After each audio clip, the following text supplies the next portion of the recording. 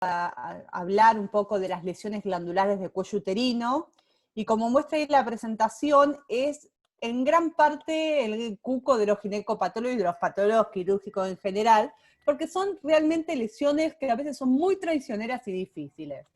Pero bueno, con la ayuda de la inmunohistoquímica y a medida que vamos conociendo la lesión, vamos a poder identificarla más fácilmente. Sin embargo, claramente hay casos difíciles que son difíciles para todos. Entonces, esperen que no puedo avanzar. Ahí está. Dentro de las lesiones, primero, antes de nada, tenemos que conocer cuáles son las lesiones benignas del cuello uterino. En cuello uterino vamos a tener lesiones glandulares benignas, vamos a tener el adenocarcinoma in situ y vamos a tener el adenocarcinoma invasor. Dentro de las lesiones benignas, que a veces pueden asustar mucho, hay que conocer que existen los cambios reactivos o reparativos. En general, estos cambios se encuentran en el contexto de una endocervicitis crónica. Por supuesto que no vamos a ver cambios reparativos o reactivos en una mucosa que no esté en general inflamada. El segundo son las endometriosis cervicales, que son muy traicioneras, que hay que reconocerlas, hay que tenerlas siempre en mente porque pueden simular adenocarcinomas in situ, predominantemente adenocarcinomas in situ de tipo endometroide, que realmente no es muy frecuente. Luego tenemos todas las metaplasias salpingioide, la metaplasia túbulo-endometrial, que cuando uno se hace el ojo es fácil de diagnosticar. Hay que encontrar la doble población celular, con las células que simulan las células intercalares, esperen que no me veo el cursor, acá, las células intercalares y la presencia de cilias. Luego la hiperplasia de tipo microglandular, que es muy frecuente en chicas jóvenes que toman anticonceptivos. El problema de este tipo de hiperplasias va a ser en mujeres posmenopáusicas que a veces pueden prestar confusión con el adenocarcinoma endometrial de tipo mucinoso con patrón de hiperplasia de tipo microglandular. Por eso cuando hacen estos legrados en mujeres jóvenes y vemos este tipo de hiperplasia en mujeres grandes nos alerta a hacer este diagnóstico diferencial. Luego tenemos el fenómeno de Arias Stella en cuello uterino, no es tan frecuente, pero hay que tenerlo en cuenta. Y la hiperplasia de tipo mesonéfrica, que realmente no es complicado de diferenciar, es muy infrecuente verlo en biopsias, en general se ven más como hallazgos en piezas de resección quirúrgica, porque sabemos que estos tipos de remanentes lo vamos a encontrar en las regiones bien laterales del cuello. Pero cuando sufren hiperplasia, por ahí podemos encontrarlo con más facilidad en otras localizaciones. Generalmente está revestido por una monocapa de células cuboidales y presentan la secreción acidófila característica. Esperen que estoy, ahí está. Ahí está, bien. En cuanto al adenocarcinoma in situ, es muy importante tener en cuenta que el 40 al 100% están asociados a SIL de alto grado. Y la realidad que la mayoría de los casos de SIL de alto grado, perdón, de adenocarcinoma in situ, se diagnostican como consecuencia de haber diagnosticado un SIL de alto grado, ya sea por citología o por biopsia. Es decir, que cuando uno ve un cono, un LIP, una biopsia, en donde encuentra un SIL de alto grado, siempre tiene que bajar y examinar cuidadosamente las glándulas porque se asocian estas dos lesiones en un alto porcentaje. Y justamente se asocian porque ambos se asocian o tienen relación al virus de HPV, sobre todo los subtipos 16 y 18. En general, muchas mujeres con adenocarcinoma in situ son asintomáticas y no presentan alteraciones colposcópicas, y el diagnóstico, como dije anteriormente, se realiza a través del diagnóstico de su HSIL. Tiene un amplio grupo etario, pero lo que nos preocupa es que se presenta frecuentemente en mujeres jóvenes y de edad reproductiva, por lo cual siempre hay que tener mucho cuidado porque va a llevar a cirugías a cirugías que pueden tener cierta repercusión para la paridad de la paciente. Tener en cuenta también que el 13% son multifocales y el 53% son multicuadrantes, por lo cual la realidad es que para uno quedarse tranquilo 100% de que se sacó todo el adenocarcinoma in situ, la cirugía es una histerectomía. Pero bueno, como se dan mujeres jóvenes, se pueden hacer cirugías más conservadoras como conos, pero sin embargo estas pacientes tienen que ser seguidas muy estrictamente, porque si bien uno puede ver que el cono es negativo, puede quedar lesión más allá del margen, porque suelen ser multifocales y multicuadrantes. Aumentó claramente la incidencia de adenocarcinoma in situ. Yo, por ejemplo, este mes vi 3, y no es tan frecuente realmente esta patología. Y este aumento de incidencia es por múltiples causas, por el uso del CytoBrash como método de screening, que permite detectar más lesión, por el empleo de los métodos excisionales para tratamiento de HSIL, entonces se diagnostican secundario a eso, y por supuesto por el mejor entrenamiento de los patólogos y los colposcopistas a reconocer la lesión. Hay que tener en cuenta que la detección de adenocarcinoma in situ es muy inferior respecto a las de las lesiones invasoras. ¿Cuáles son las características morfológicas? Primero que hay una conservación del patrón lobular de las glándulas. Ausencia de ramificación franca. En general, cuando estas glándulas hacen papilas o cribas, es muy focal. En general hay una pérdida completa completa de la mucina intracitoplasmática, como podemos ver esta foto, con lo que conocemos como transición abrupta. Transición abrupta desde el epitelio tumoral hacia el epitelio no tumoral de la glándula, estratificación celular dentro de la glándula, y esto es clave, y quiero que se lo acuerden y no se lo olviden porque yo utilizo mucho este criterio. Aumento del número de mitosis, las mitosis tienen que ser flotantes, y esto también es un criterio para diferenciar adenocarcinoma invasor de cuello versus el endometrio. Cuando uno les ve las mitosis flotantes, sospecha que es de cuello uterino, y la presencia de figuras apoptóticas, ahora vamos a ver una foto, y la presencia de debris celulares, anisocitosis, nucleolo evidente, ligeramente evidente, aumento de la relación núcleo-citoplasma. Acá vemos otro ejemplo, veamos la abrupta transición entre el epitelio normal, mucíparo con sus células basales, y el epitelio atípico, que se encuentra claramente estratificado, presentan numerosas figuras apoptóticas, y vean esto para mí es una clave que ayuda muchísimo. Aguárdenme un segundito, ahí está. ¿Qué son las mitosis flotantes? Esto es un criterio que a mí me ayuda mucho al diagnóstico cuando le encuentro los cuerpos apoptóticos, como vemos en esta foto, y la presencia de las numerosas mitosis flotantes y los debris celulares que vamos a encontrar intraepiteliales. Hay veces que no encontramos esa transición abrupta, que también se la buscamos siempre, pero en general comparamos la glándula normal con las glándulas adyacentes para poder darnos cuenta que claramente es una glándula atípica. Acá vemos otra imagen donde las glándulas mantienen ese patrón lobulado característico, y ahora vamos a ver cuándo hay problemas en realizar este diagnóstico, y acá nuevamente, acá si bien no vemos transición, la citología de estas glándulas son claramente atípicas. Hay variantes dentro del adenocarcinoma in situ. La realidad es que no tienen ningún tipo de diferencia pronóstica.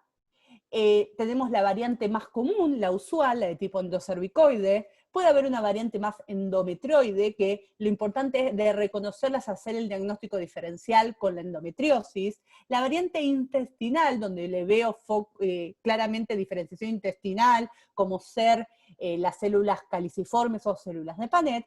Y hay una variante que es la más nueva o menos reconocida, que es la que se llama SMILE, lesión intraepitelial estratificada productora de mucina, que ahora vamos a ver a continuación un ejemplo.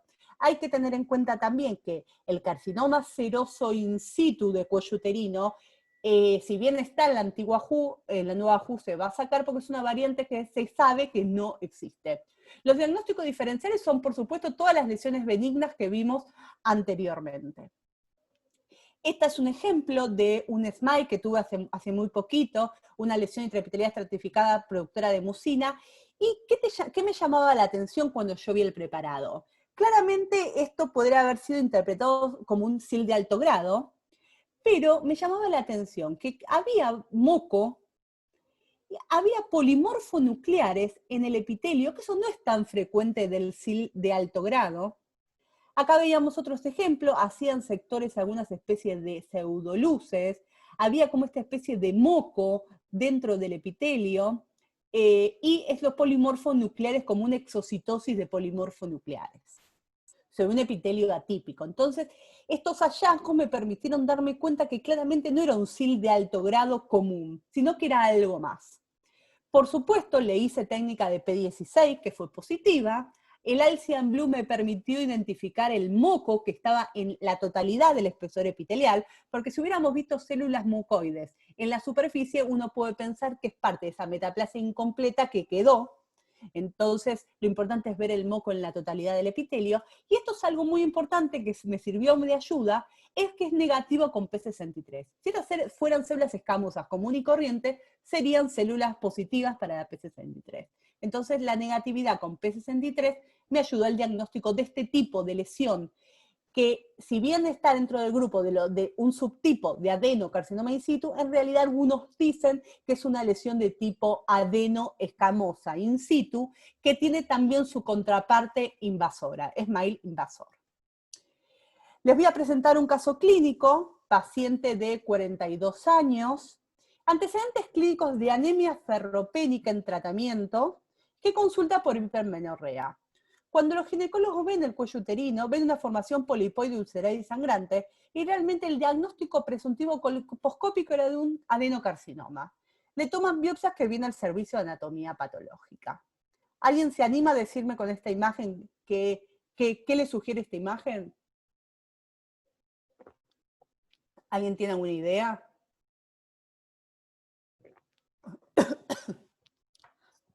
Bueno, tenemos glándulas. Acá, Flor, en el chat ponen citomegalovirus. Perfecto. Discúlpeme, vemos glándulas con la presencia de células en donde vemos claramente inclusiones intracitoplasmáticas.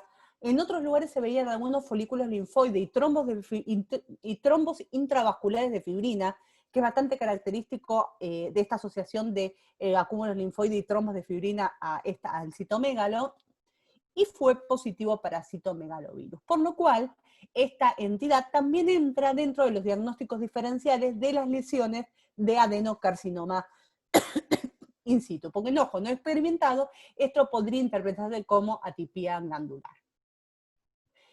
¿Cuáles son los biomarcadores que podemos utilizar? Por supuesto, la P16. La P16 nos va a ayudar mucho, dado que va a ser positivo en el epitelio atípico y negativo en el epitelio no atípico. Algunos dicen que las metaplasias, perdónenme, las metaplasias salpingioides pueden dar, pero no con este patrón fuerte difuso del núcleo citoplasmático, sino que puede dar parcheo focal, y para considerar a P16 positivo debe ser en su totalidad. Y claramente vemos acá la abrupta transición entre el epitelio atípico y el normal. Si uno le hace un 1567 va a estar aumentado. Si ustedes me preguntan cuánto es aumentado, se dice que debe expresar en por lo menos más de un 30% de las células glandulares. En realidad es muy difícil evaluar en porcentajes. Yo lo que hago es comparo esas glándulas atípicas con las glándulas normales. En realidad, cuando uno le hace 1567 a glándulas normales, la expresión es mínima, por lo cual cuando vemos un alto índice de proliferación es altamente sugestivo. También nos ayuda que las glándulas atípicas van a ser positivas con CEA, van a ser negativas, van a tener una muy baja expresión de receptores hormonales, van a ser positivas con BCL2, con PROEX, que no lo utilizo para nada, y con mucina. ¿Qué es lo que se debiera hacer acá? P16 y ayudarnos. Con una P16 solo basta, y si no tenemos P16, ayuda, con un CEA y un Q67 nos puede dar mucha información. Esto es un ejemplo que les voy a mostrar, perdónenme, pero me atoré con el agua, de una paciente de 19 años, 16, 19, no me acuerdo, puse 16 ahí, pero estoy en duda, que tiene un papá Nicolau de LSIL, y para los que escucharon ayer, se pudieron conectar en la charla de la SAP, a esta paciente le hicieron un papá Nicolau que dio SIL de bajo grado, y el SINTEC que la técnica dual en citología, que evalúa por citología si hay una infección transformante, fue positivo. Esto obligó a que la paciente que tenía un PAP de SIL de bajo grado y un SINTEC positivo le hicieran biopsia. En la biopsia se ve claramente un SIL de bajo grado con coilocitosis. Pero además, evaluando otras áreas de la biopsia, y acuérdense que tiene 16 o 19 años, muy joven, se veían estas glándulas atípicas, en donde vamos a ver claramente la transición abrupta entre el epitelio atípico y el epitelio normal. Cuando vemos las glándulas atípicas, vemos que claramente están estratificadas y tienen atipía citológica, y cuando le hicimos la P16 fueron positivas de forma fuerte y difusa, y vean ustedes comparando estas glándulas con las glándulas normales endocervicales. Entonces esta chica, además de tener su SIL de bajo grado, tenía un adenocarcinoma in situ. Y este diagnóstico lo permitió hacer la positividad con el SINTEC, porque tal vez una chica con un SIL de bajo grado hubiera sido seguida en el tiempo, no hubiera sido por ahí biopsiada, con una imagen colposcópica no sospechosa, pero gracias a haber tenido esa tinción en la citología, se le hizo la biopsia y se le diagnosticó su adenocarcinoma in situ. El test de COVAS dio positivo para el HPV de los subtipos otros. Vieron que el COVAS evalúa si tenés HPV de tipo 16, de tipo 18 u otros, que ahí engloban varios HPV de alto riesgo intermedio, entonces ella dio positivo para el subgrupo otros, que es el menos frecuente. En general los adenocarcinomas están generados por el subtipo 16 o 18. En cuanto a las displasias glandulares, el diagnosticar displasia glandular, en realidad es un término que no utilizamos, porque hay mucha falta de reproducibilidad respecto al diagnóstico de estos términos. No hay criterios muy bien definidos para cuándo una glándula ponerle displásica, y se desconoce el comportamiento biológico y si tiene significado clínico. Y si nosotros colocamos a una glándula displasia, por ejemplo, a cambios reactivos que nos parecen atípicos, le ponemos que esa célula tiene displasia, puede conllevar un tratamiento innecesario. Por eso dice ahí que la reacción del clínico, del ginecólogo, ante el diagnóstico de una displasia, ver el término de displasia en el informe, es impredecible. De hecho, la WHO desaconseja el uso de este término.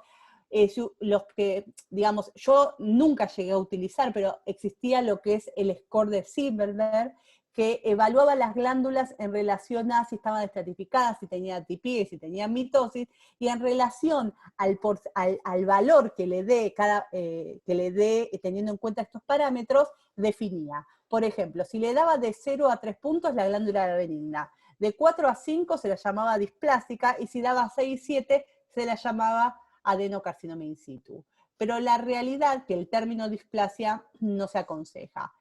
En realidad se ve que una lesión conflictiva que presenta positividad con P16 y alto índice mitótico con Ki67 y disminución o ausencia de receptores es un adenocarcinoma in situ, por más que sea de alguna manera polémica en la histología o no sea categórica. El adenocarcinoma in situ con tratamiento adecuado tiene baja recurrencia y progresión. En un metaanálisis que hicieron de 671 pacientes conizadas, con márgenes libres tuvieron 26% de recurrencia, que es alto, pero 0,1% de progresión, y aquellos adenocarcinoma in situ con márgenes comprometidos, el 5,2% progresaron a adenocarcinoma invasor. Por lo cual, la moraleja de aquí es que los conos, más que nada para los ginecólogos con márgenes libres, adenocarcinoma in situ, a la paciente se la debe, además de hacerle un LEC post-cono, por supuesto, se la debe seguir muy de cerca por el riesgo de recurrencia. En cuanto al adenocarcinoma in situ con microinvasión, la microinvasión se define cuando invade el estroma entre 3 y 5 milímetros. ¿Cuáles son los criterios que tenemos que utilizar para definir microinvasión? Que haya células individuales de aspecto escamoso goteando hacia el estroma. Esto pasa muy parecido como en el ovario. Cuando las glándulas del adenocarcinoma in situ infiltran el estroma, en general adquieren una morfología más escamosiforme, digamos, se vuelven más rosadas. También tenemos que pensar que hay una microinvasión o sospechar que hay una microinvasión cuando las glándulas se encuentran mucho más concentradas y presentan esas áreas con glándulas concentradas, bordes irregulares, cuando hay un patrón nuevamente glandular confluente, cuando la orientación glandular, cuando hay una orientación irregular de las glándulas con respuesta del estroma, cuando hay un patrón extensivo de tipo cribiforme o papilar, pero tiene que ser extenso, y el tamaño, por supuesto, tiene que ser más de 5 milímetros. La realidad es que uno puede dar esta teoría, pero cada vez que se enfrenta a un caso para definirlo, cuesta mucho. Y ahora vamos a ver, más adelante, que si nos llegamos a equivocar, tampoco sería tan grave. En cuanto a los adenocarcinomas invasores, existen muchas variantes de adenocarcinomas invasores de tipo usual, adenocarcinoma de tipo endometrioide invasor, que es sumamente infrecuente en el cuello uterino. Cuando ustedes vean un adenocarcinoma de cuello uterino de tipo endometrioide, en general es el endocervical que tiene un patrón más de tipo endometrioide, pero no es el endometrioide puro, porque el endometrioide puro de cuello uterino es el que se asocia a endometriosis cervical y claramente es muy raro. Tenemos lo de tipo mucinoso, que digamos, dentro de los mucinosos del gástrico, que es el de desviaciones mínimas, intestinal, anillo de sello, el vello glandular, células claras, seroso.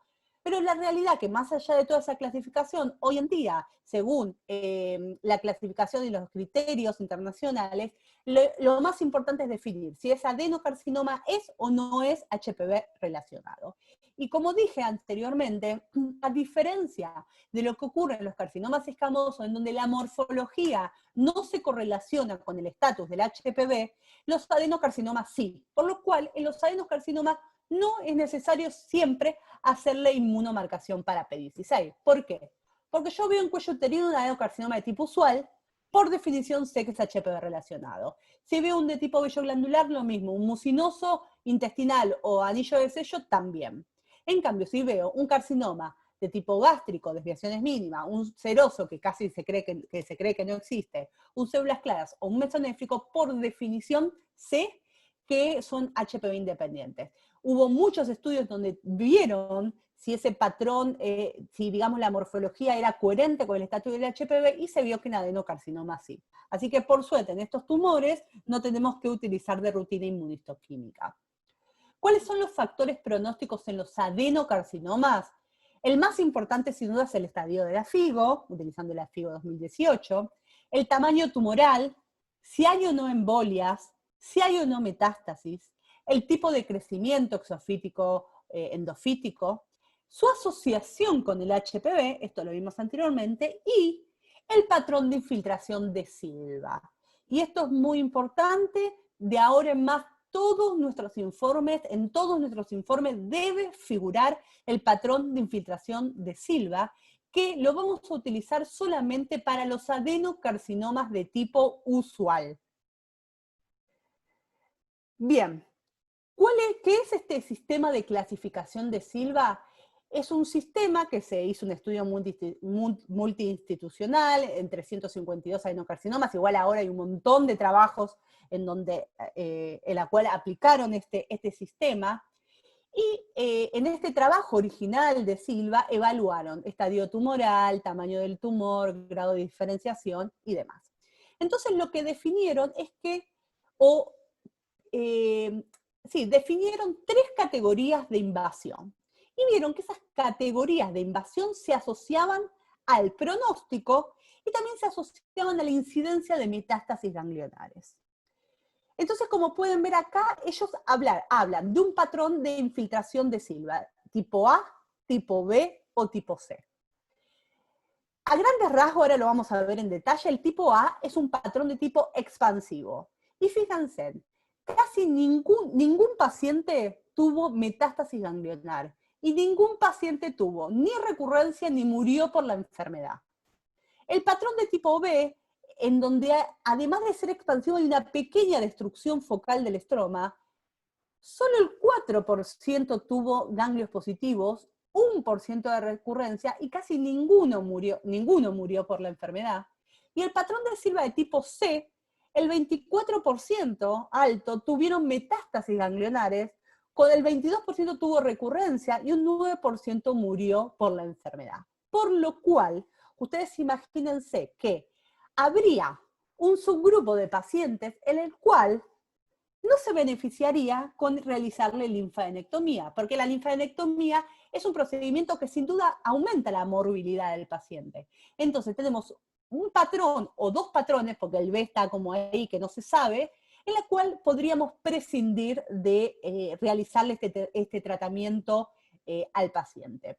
Hay que aclarar que estos patrones de invasión se ven en las piezas de cono o las piezas de lip y se informan allí, excepto que veamos un patrón de tipo C en la biopsia. Si yo en la biopsia chiquitita veo un patrón de tipo C, lo informo. Si veo un patrón de tipo A o de tipo B, no lo informo porque yo después no sé qué va a quedar en la pieza de cono o en la pieza de lip si hay otro tipo de patrón. Pero si uno ve el C, lo tiene que informar. Entonces, ¿cuáles son los patrones? El patrón de tipo A, vamos a ver, glándulas bien demarcadas, no hay invasión de células sueltas, no hay reacción desmoplásica del estroma, no hay crecimiento confluente mirándolo de bajo aumento. Por supuesto puede haber, como vemos en esta foto, complejidad glandular, como formación de cribas o papilas. Puede estar o no cerca de los grandes vasos, no nos interesa a fines de definir el patrón. En general no se asocian a embolias. Y el tumor es, por supuesto, entre bien y moderadamente diferenciado. Y acá es muy importante saber, cuando uno ve este tipo de patrón, es el patrón que más se nos puede confundir a nosotros con un adenocarcinoma in situ. Los patólogos que habitualmente vemos este tipo de piezas, a veces cuando vemos un cono, un lip, no sabemos si es un adenocarcinoma in situ o un adenocarcinoma invasor. Muchas veces nos pasa, porque definir la invasión, que tienen que ser glándulas confluentes, que invadan, que se ramifiquen, que formen cribas, papilas, la realidad es que muchas veces es muy difícil definir entre si es in situ o es invasor en los casos, en estos casos. Pero lo que nos tiene que dejar tranquilo es que si uno ve una lesión que no sabe si es un adenocarcinoma in situ o un adenocarcinoma invasor, ese patrón invasor, para poder confundírmelo con un adenocarcinoma in situ, tiene que ser un patrón de tipo A. Por lo cual, 0% de chance de metástasis ganglionar.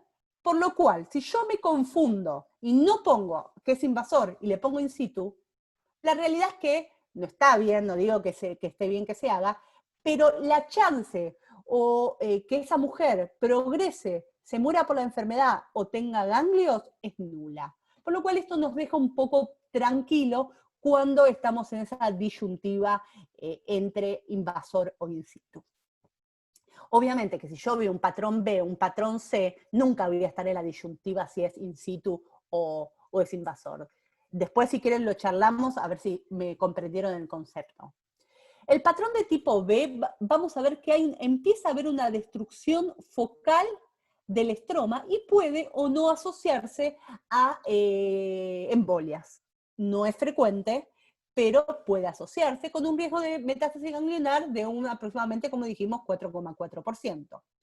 Y el patrón de tipo C, vamos a ver glándulas que infiltran difusamente el estroma, con reacción desmoplásica, con inflamación, y este es el patrón que, por supuesto, se asocia en alto porcentaje a metástasis ganglionar. Nosotros en el hospital tratamos de evaluar esos patrones y realmente tuvimos datos muy similares a la literatura. Vean en nuestra casuística que hicimos en el hospital, con patrón A tuvimos 0% de metástasis ganglionares y 0% de recurrencia. Con patrón B tuvimos, bueno, un 16% de metástasis ganglionares y un 8% de recurrencia. Y con patrón C tuvimos un 62% de metástasis ganglionaria y un 75% de recurrencias. Así que realmente es un sistema muy reproducible. Entonces, el patrón de infiltración de los adenocarcinomas cervicales predice con mayor certeza el riesgo de metástasis ganglionares que la medición de la profundidad de invasión. Y ustedes como patólogos saben que medir la profundidad de invasión de un adenocarcinoma es muy difícil, ¿Por qué? Porque uno no sabe dónde termina el in situ y dónde termina el invasor. El sistema identifica, este sistema de Silva, un 20,7% de los pacientes que no requerirían linfadenectomía. Es un sistema reproducible. Y dentro de los 352 casos, los estadios 1A, con recidiva y metástasis, se ha asociado a estos patrones, ¿sí? Entonces, a veces los pacientes tienen un estadio bajo, pero con este patrón C tiene un riesgo similar a un estadio más alto, ¿sí? Entonces, cuando uno compara la clasificación de FIGO en relación a la basada en patrones, lo que se propone es medir la invasión destructiva. En tumores, entonces uno va a definir a tumores con patrón A, dijimos sin invasión destructiva, tumores con patrón de tipo B, cuando hay una invasión destructiva de menos de 3 milímetros de invasión, y tumores con patrón C, cuando hay una invasión destructiva de más de 3 milímetros de profundidad. En cuanto a los adenocarcinomas invasores no HPV relacionados, como les dije anteriormente, el carcinoma endometroide de cuello uterino es infrecuente, ¿sí? Y en general son los que se asocian a endometriosis cervicales. Y repito nuevamente este concepto, porque nosotros cuando revisamos en el hospital todos los adenocarcinomas de cuello uterino, un montón decía adenocarcinoma de tipo endometroide. Y dijimos, no, pero no puede, de muchos años atrás, un montón. Y nos dimos cuenta que en realidad esos que habían sido diagnosticados como adenocarcinomas endometroides eran de tipo usual con un patrón un poco más endometroide. Porque el verdadero endometroide es muy infrecuente y es no HPV relacionado. Y después tenemos como la estrella de este gran grupo, que es el adenocarcinoma mucinoso de tipo gástrico, o también llamado de desviaciones mínimas, que es de muy difícil diagnóstico. El 10% se asocia al síndrome de Peutz-Jeghers. Tienen mal pronóstico porque se suele demorar en el diagnóstico y en el tratamiento, y los precursores es la hiperplasia lobular endocervical y el adenocarcinoma in situ de tipo gástrico, que realmente yo nunca vi uno. El otro día tuve un cuello uterino que la verdad que me sospechaba, pero es muy difícil diagnosticarlo. Esto es otro tip muy importante, que a veces es muy difícil diferenciar entre un cáncer de cuello uterino o uno de endometrio que se diseminó al cuello uterino, ¿sí? En realidad, esta distinción va a ser entre un adenocarcinoma de tipo endometroide o de tipo mucinoso de endometrio con un adenocarcinoma de tipo usual de cuello uterino, que a veces, como dijimos, pueden tener cierta morfología endometroide, ¿sí? Por lo cual, los tips para poder diferenciar estos tumores van a ser que, en general, los adenocarcinomas de cuello uterino, el cuerpo uterino es mucho más voluminoso que el cuello. Esto es una cuestión lógica, pero para eso necesitamos contar con datos ecográficos. Los tumores que han invadido el miometrio y se extienden hacia el cuello uterino generalmente causan lo que dijimos, ampliación del cuello. Otro tip muy importante es las mitosis flotantes que van a encontrarse en el adeno de cuello y en el endometrio, y podemos utilizar inmunistoquímica, claramente. Los cánceres de cuello son positivos para P16, para CEA, negativos para receptores hormonales y negativos para vimentina. En cambio, el endometroide de endometrio es negativo para la P16 porque no es HPV relacionado, negativo para el CEA, positivo para los receptores hormonales y positivos para la vimentina. En el caso de que yo tenga un adenocarcinoma de cuello uterino de tipo endometroide, que es rarísimo, dijimos, no tengo forma de diferenciarlo de uno de cavidad endometrial, ni por morfología, ni por inmuno, ¿sí? Así que ahí, bueno, ya no se hace más que nada por la clínica. Si el paciente tiene solo un tumor de cuello, o tiene un tumor que se le está extendiendo por la histeroscopía. Bien, esto es lo que les hablamos que debe reportarse. Y esto es muy importante, siempre en los adenocarcinomas de cuello uterino nos cuesta definir cuándo invaden o no. Por supuesto que hablando de esos adenocarcinomas no tan evidentes, ¿no? Hay muchas veces que tenemos mucho componente in situ y nos cuesta diferenciar realmente si hay áreas invasoras.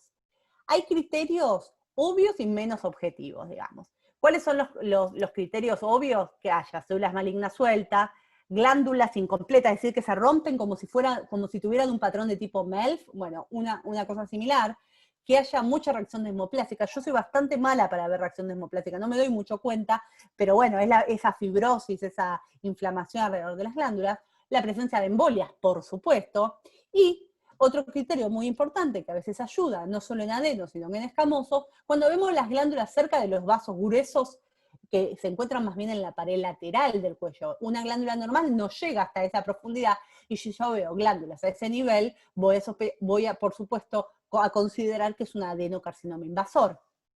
Hay criterios menos objetivos, es decir, cuando vemos glándulas complejas o cribiformes, uno las ve y bueno, no, si bien sugiere invasión, le da duda que no sea un in situ, cuando hay pérdida lobular de la arquitectura lobular, y cuando hay glándulas malignas más allá de las glándulas normales. Pero ¿hasta qué punto es más allá? Por eso es menos objetivo. Hay que tener en cuenta que, y esto es muy importante para que los ginecólogos lo sepan, que un 20% de los casos no se puede diferenciar un adenocarcinoma in situ de un adenocarcinoma invasor.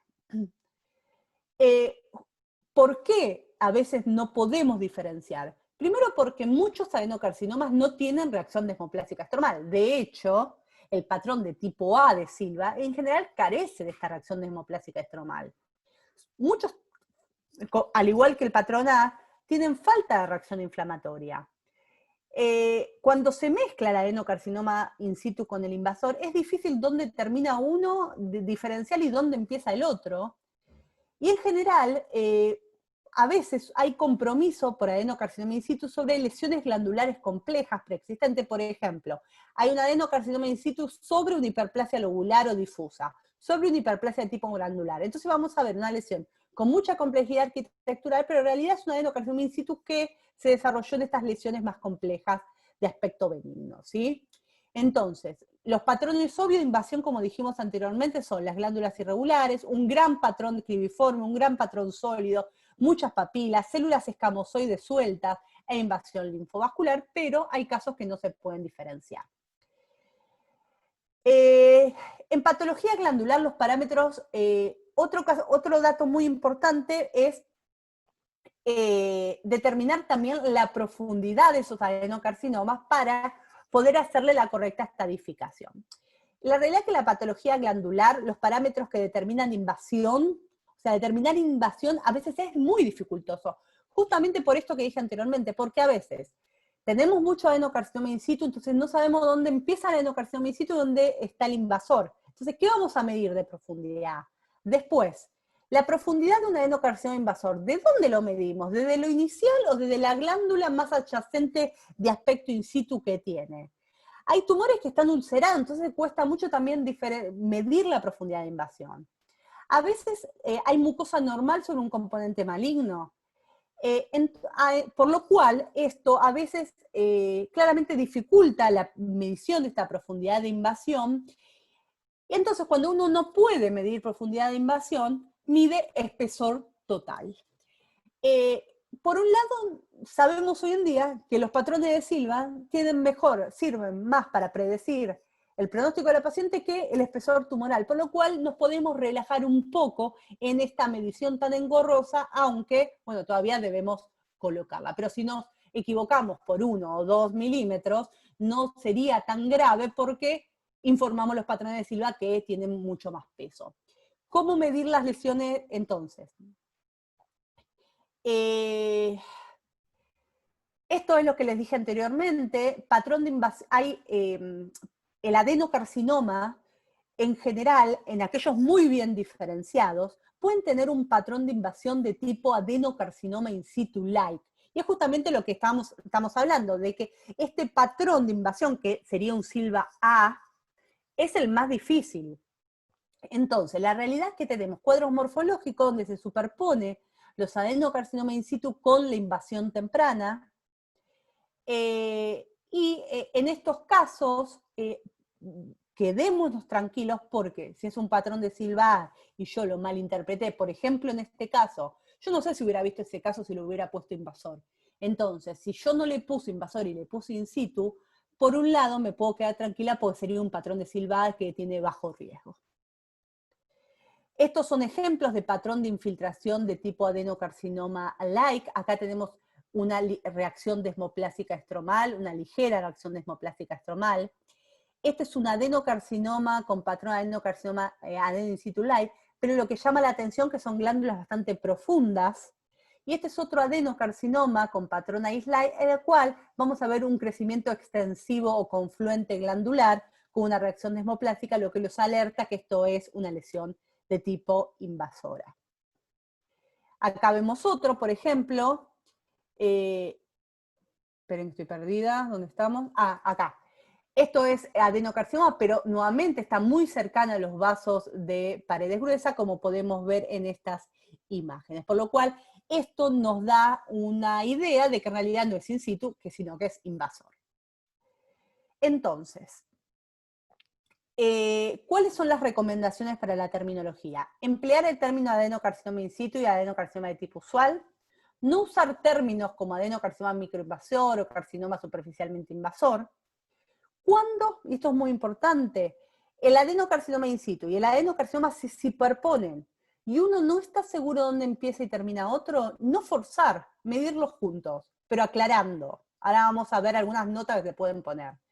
Y la utilización del sistema de Silva basado en patrones predice mejor la metástasis glandulares que la profundidad en sí, que es muy difícil de medirla. ¿Cuáles son algunas notas útiles que estos consejos lo dieron en la USCAP del 2015? Cuando no sabemos, por ejemplo en este caso, dónde empieza el in situ, dónde empieza el invasor, porque el invasor tiene un patrón de adenocarcinoma in situ like, dijimos que se mide todo junto y podemos poner una nota. Los componentes in situ e invasores están íntimamente asociados, por lo que no pueden separarse claramente para medir solo el componente invasor. Se provee la dimensión de la totalidad de la lesión. La lesión entera in situ e invasora mide tantos milímetros de espesor, tantos espesor de profundidad y tantos milímetros de extensión horizontal. Yo he utilizado estas notas cuando no he podido nuevamente separar las dos lesiones. Hay algunas otras notas útiles, aquellas lesiones informadas como equívocas, realmente esto yo nunca lo utilicé, pero dicen, varios de los focos lesionales tienen hallazgos que sugieren la posibilidad de un patrón de invasión de tipo adenocarcinoma in situ like, estromal superficial. Sin embargo, como los criterios de reproducibilidad diagnóstica no han sido establecidos y desde que los patrones se superponen con el adenocarcinoma in situ, estos focos no son interpretados como inequívocamente diagnósticos de invasión. Es decir, esta nota vendría a ser a adenocarcinoma in situ sospechoso de invasión. La realidad es que yo creo que nos matan si hacemos una nota al respecto o una nota de esta. Nunca la hice, pero está en la literatura y la sugieren que en aquellas biopsias donde uno no sabe si es invasión in situ puede aclararlo, dado que hay una gran superposición en los patrones morfológicos. En relación a los test de HPV en las lesiones glandulares, en realidad no se usan y no están recomendados para el triage. Para el triage de los adenocarcinomas in situ, tener en cuenta que varios de los adenocarcinomas son HPV negativos, a diferencia de los escamosos, que los escamosos la mayoría son HPV positivo. También hay que tener en cuenta que existen lesiones glandulares metastásicas, ginecológicas o extraginecológicas, y podrían ser útiles en el manejo luego, es decir, los test de HPV. En el ACG, con una evaluación inicial negativa, en los ACG, en los cuales se le realiza este test y es positivo, siempre hay que buscar tumores HPV relacionados. Es decir, si yo tengo un ACG con un test molecular positivo, siempre tengo que buscar algún tumor HPV relacionado, ya sea adeno o escamoso, que a veces la citología, un ACG puede terminar siendo una lesión escamosa. Y hay que tener en cuenta que las citologías con ACG, en la cual se le hicieron test de HPV negativo, primero ver si tiene alguna lesión colposcópica y buscar tumores HPV negativos que son raros. Una vez que descarté, tengo que pensar que ese ACG puede venir de lo más probable que venga de la cavidad endometrial. Con esto termino la presentación. A los que no me siguen en Instagram los invito, @ginecopato. Y bueno, si hay dudas, preguntas, que podamos, es un tema difícil, la verdad, el adenocarcinoma es un tema que siempre trae dificultades diagnósticas. Bueno, Flor, como siempre, excelente tu presentación, siempre muy clara y muy didáctica, y siempre tirando unos tips de notas y diagnósticos que son, la verdad que nos ayudan mucho. Vamos a ver el chat si hay alguna pregunta. Por ahora no. Muy clara la clase, bueno, muchos halagos para vos, Flor. Bueno, muchas gracias. Aparentemente no hay ni una pregunta por ahora. Bueno. Vamos a usar este ratito para... Acá veo, ¿cómo se define multifocalidad? No, en realidad no hay una definición clara y establecida, ¿sí? Multifocal en diferentes zonas. No es como la mama, ¿no? Que diferenciamos multifocal, multicéntrico. Multifocal es que puede afectar múltiples glándulas y a manera, ¿cómo se dice? saltatorio. Saltarina me sale. Saltatorio, bueno, me entendieron. Está bien, se entendió. ¿Se entendió? Sí. Ahí hay otra pregunta. No sé si la lees vos, ¿querés que la lea? Hace poco me pidió PDL1 para un adenocarcinoma endocervical de tipo usual. ¿Qué experiencia tienen? Nosotros no tenemos el anticuerpo.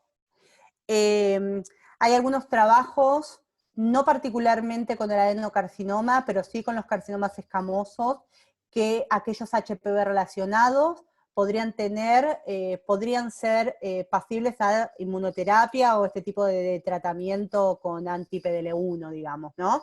Sobre todo los HPV relacionados.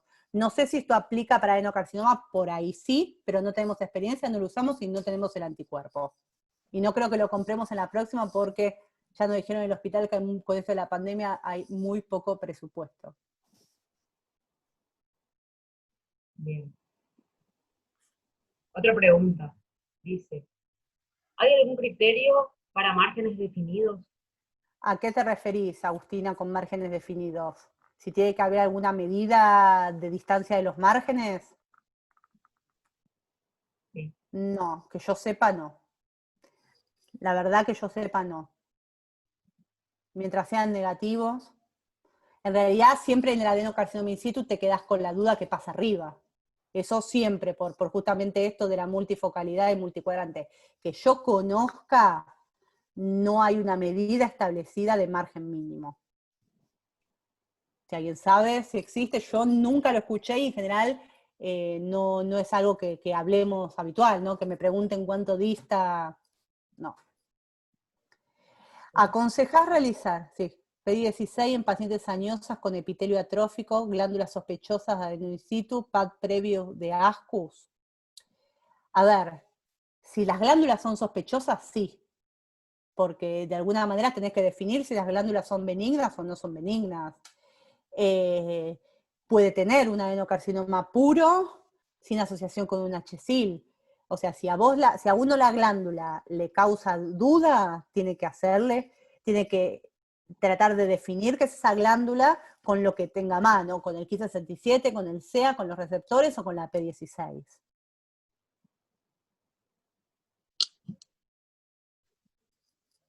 Bien.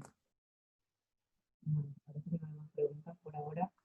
Aprovecho este ratito para contarles, ya se los conté en el chat, pero ya tenemos armado nuestro canal de la asociación, que ya están subidas las dos primeras charlas y pronto vamos a subir esta. Acá había otra pregunta. En los casos de adeno in situ con sospecha de invasión ¿no sirve la inmuno? Y no tenemos. Ojalá tuviéramos inmunistoquímica para colágeno de tipo 4, que es el que, ¿no? Es el que marca la membrana basal para ver si está rota o no. Y esto no pasa con todas las lesiones cuando tenemos que definir si invade o no invade. En piel, en cuello uterino, que en la realidad tenemos que ajustar los criterios morfológicos, por lo menos no lo tenemos nosotros a nuestro alcance. Yo sé que hay artículos y demás en donde utilizan esta inmunistoquímica para más que nada evidenciar si esa membrana basal está rota o no, pero por lo menos en la Argentina, que yo sepa, no existe, ¿no? O no hay. Bien, acá me mandaron una pregunta al privado, así que te la voy a leer. Sí.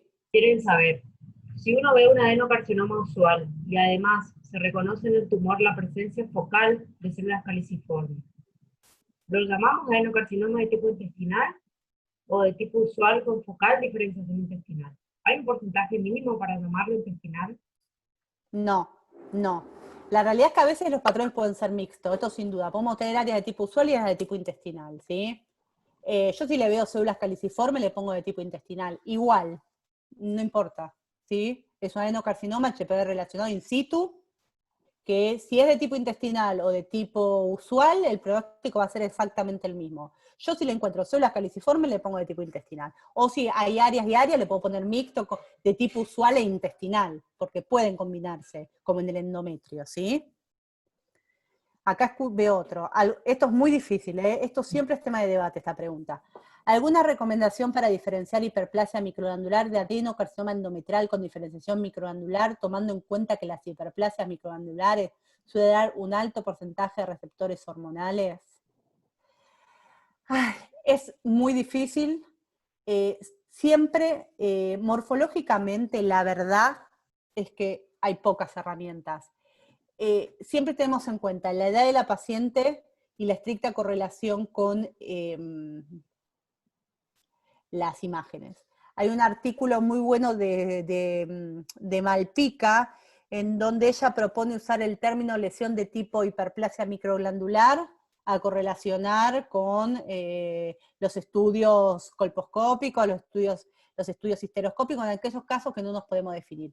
Y suele pasar, hace poquito, no sé si ustedes vieron en el Club de Gineco, presentaron uno del Mater Day, que le pusieron un término algo así como ambiguo, como lesión de tipo hiperplasia microglandular. Después los leo y la próxima les digo bien el término exacto, pero era una cosa similar. Proliferación de tipo hiperplasia microglandular, similar, no quiero decir algo, después lo rechequeo del artículo, pero no hay muchos, obviamente hablando del diagnóstico diferencial con un tumor de endometrio, porque en general es muy raro un adenocarcinoma de cuello uterino mucinoso de tipo hiperplasia microglandular, es más raro. Lo que más tenemos que sospechar que sea un adenocarcinoma de endometrio.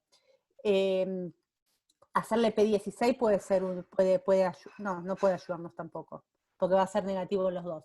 La realidad es que en esos casos siempre nos basamos en la edad y en las imágenes histeroscópicas. Porque uno nunca sabe si esa hiperplasia microglandular vino del cuello o si vino de un adenocarcinoma del endometrio. ¿Se me entiende? ¿Me entendieron? Me hice mucho lío. ¿Se entendió? Por ahí me hice mucho lío. La realidad es que los criterios es muy difícil de diferenciar, y si no tenés otras zonas que te ayuden más que ese pequeño foquito de hiperplasia, a veces son realmente indistinguibles. Ahí está, sí se entendió, por ahí se me dio lío. Me enredé con mis palabras. Bueno. Bueno, parece que no hay más preguntas. A mí por lo menos no me llegó nada. Acá dicen, el CEA, la bimentina, la PICC ayudarían. Pensemos algo, ¿no? Si uno tendría una lesión, un adenocarcinoma mucinoso del cuello que tiene un patrón tipo hiperplasia microglandular, obvio que sí serviría, porque sería positiva para P16, para CEA, ¿no? Porque es HPV relacionado. Pero la mayor dificultad de estas hiperplasias de tipo glandular es el diagnóstico diferencial con el adenocarcinoma de endometrio mucinoso con patrón de tipo hiperplasia microglandular. Y allí también la P16 va a ser negativo y el CEA va a ser negativo. Por lo cual, la inmuno para diferenciar estas dos entidades de cuello o de endometrio no serían tan útiles, ¿sí? Pero prometo que la charla que viene les muestro una diapositiva con este artículo de Silva de Malpica para que lo puedan leer. Les doy la cita para que acá me hacen un comentario sí. privado que dice: creo que la doctora Malpica usaba el término proliferación epitelial con patrón microglandular. Ahí está, era exactamente ese. Sí. No me acuerdo, o sea, le creo a la persona que no me acuerdo estrictamente, pero daba un término así genérico. ¿Sí? Yo le prometo que la charla que viene les paso la cita bibliográfica de ese artículo, que es muy bueno. para salvarnos en esos casos muy dificultosos. Me piden Pero repetir el nombre. uno no ayuda. ¿Cómo? Me piden repetir el nombre, el término proliferación epitelial de patrón microglandular. Ahí está Nico. Nico, Él te lo sabes escribió. todo, es increíble. Nicolás Torres, Él lo escribió. ex rotarte del Clínicas. Seguramente habremos leído el artículo con él. Hay otra pregunta ahí, Flor. Y Vimentina, y la verdad que no sé, con una sola Vimentina, yo no, la verdad que no tengo experiencia de haberle hecho solo Vimentina. Con solo una Vimentina positiva yo no le pondría, la verdad, que de origen endometrial. No. No digo que no ayude, pero me parece poco sustento con la Vimentina solo, ¿no? Estas lesiones en general, las hiperplasias tipo microglandulares, la inmuno no ayuda.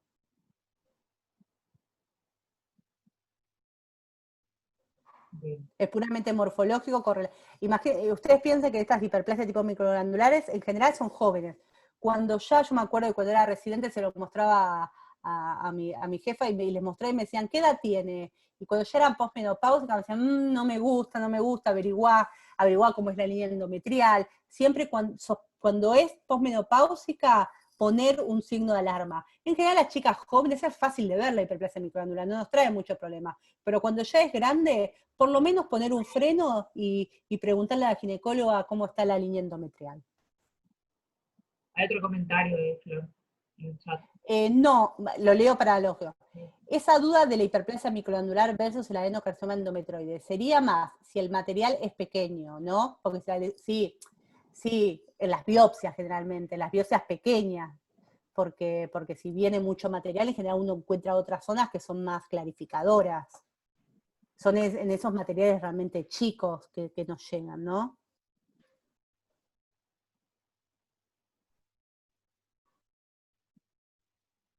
Tiene razón la doctora Jiménez.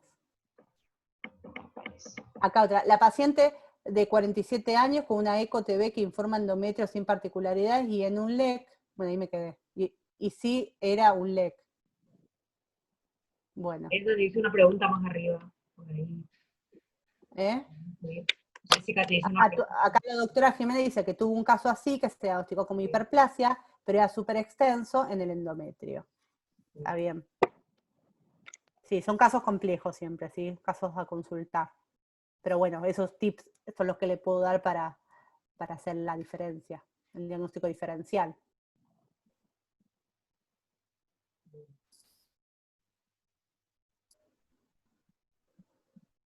Bueno, creo que estamos, ¿no? Vamos, ya no hay más preguntas.